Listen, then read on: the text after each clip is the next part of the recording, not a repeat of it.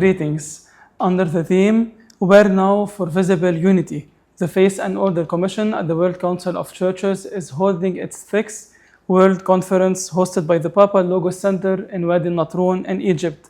And from Wadi El Natrun, and on this occasion, we are pleased to welcome Her Eminence Archbishop Dr. Antje Jackelén, Archbishop Emeritus of the Church of Sweden. Welcome, and we are so happy to meet you today. Thank you. Your Eminence, first of all, where we are now for Christian unity? Well, we can look back at quite a long history of ecumenism.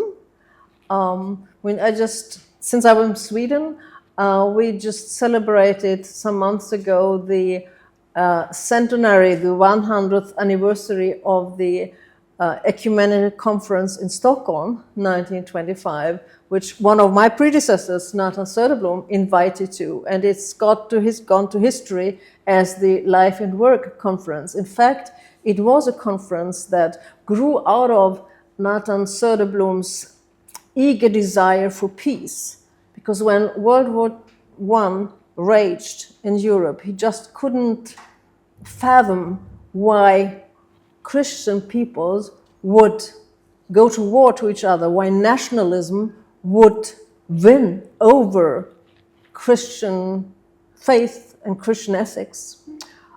So he called this conference, and it is one of the strands that has been very important in what led to the foundation of the World Council of Churches and all its activities, both faith and order, life and work, and all the other things that are being done in ecumenism. So in one sense, we have a rich history to look back at.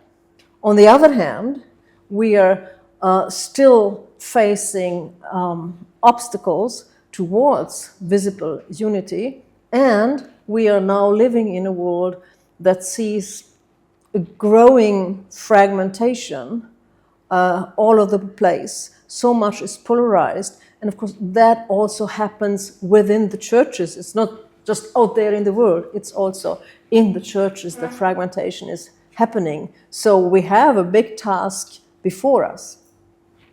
Your Eminence, what do you think are the practical steps and actions towards strengthening the Christian unity today?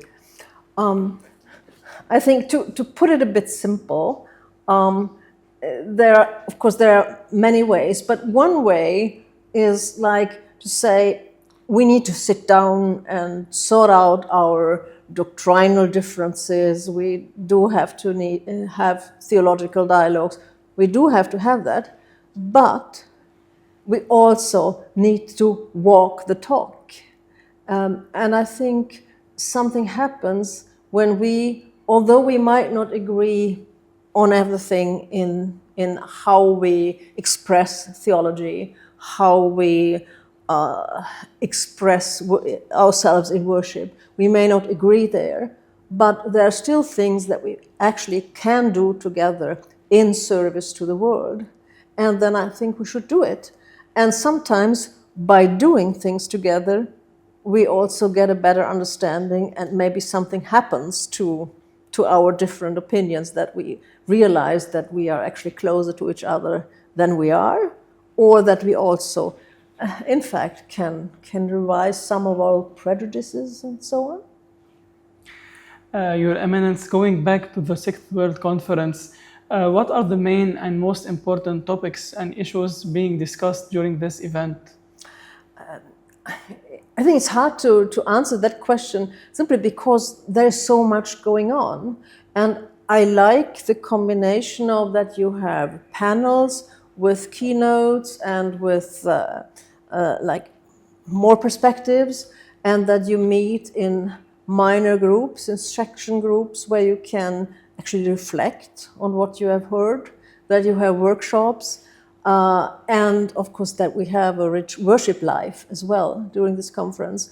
So it's a multitude of conversations going on all the time. So I think there's nobody who can say what is the most important thing being discussed. But the common denominator is the question, where now for visible unity? And it's these three big themes. Today was sort of the perspective of faith. On Monday it's going to be mission, and on Tuesday it's going to be unity.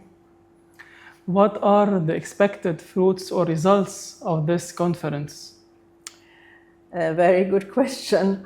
I think part of the result is what every single participant takes back to their home communities, and hopefully the churches will show some interest and keep the conversation going.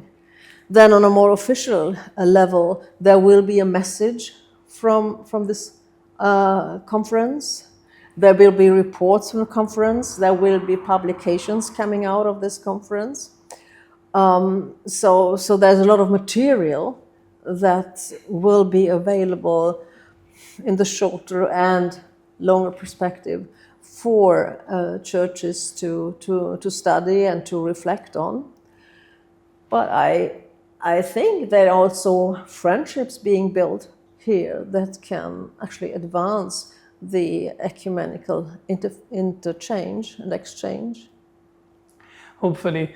Your Eminence, the conference is being held in the Middle East, and the Middle East is witnessing harsh times today.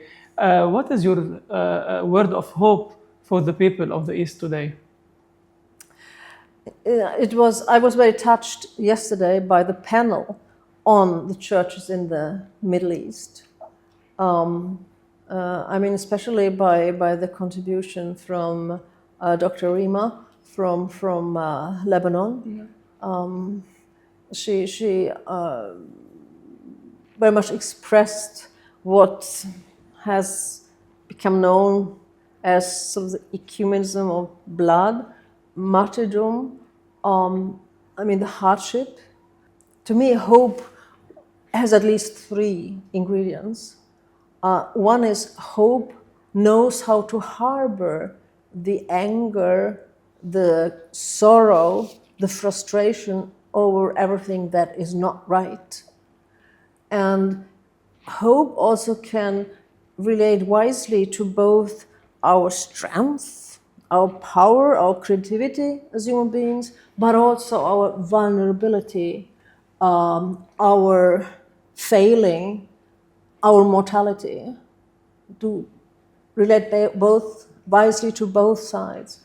So harboring the anger, relating wisely to both the strength and the weakness, and in all those situations where we still have a choice, choosing the path of courage.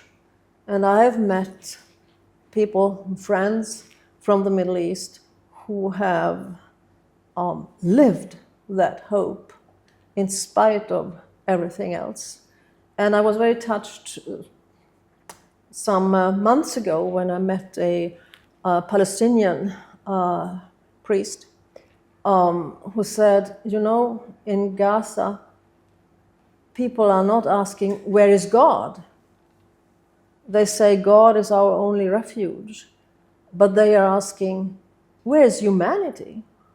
Where are those who spent millions on trying to teach us about human rights? Where are they now when our human rights and our human dignity are taken away from us?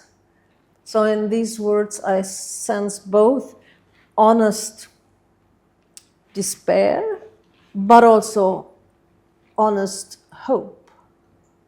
So I think it's comes across as an urgent appeal to all Christianity to keep each other in prayer and let prayer also become actions. And as Jesus Christ said, take courage, it is I, do not be afraid. Your Eminence, on another side, if you want to talk a little bit about the church life, how do you describe the woman's role in the church life? Well, I come from a church that has ordained women for 65 years. And of course, the ordination of women has been a blessing to our church. And I know it is in the churches where it happens. And I have been previously very much engaged in the Lutheran World Federation, which accompanies churches who are on their way towards ordination of women, but not yet there. I have met also male priests, both Catholics and others who don't ordain women, said we should do it. It would be a blessing to us. Now, of course, the role of women is in churches much bigger than being ordained. I mean, it's a fact that in many churches, the majority of parishioners who attend worship services regularly are women. So women are carrying a lot of the church work, everyday church work. And in my church, we have also quite many employees apart from clergy. And a majority of them are women in many places.